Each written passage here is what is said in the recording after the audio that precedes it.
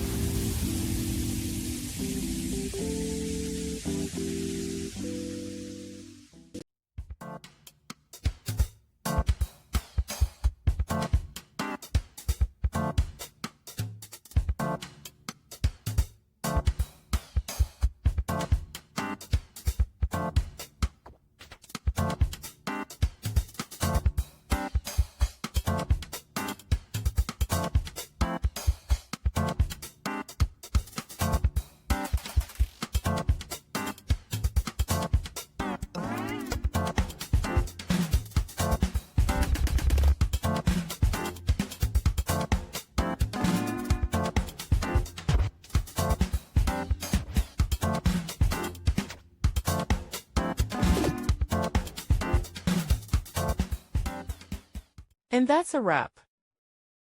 I hope you found the answer you were looking for. If you did, take a second to hit that subscribe button. It really helps out. And let me know in the comments which solution worked best for you. See you next time in the debug zone.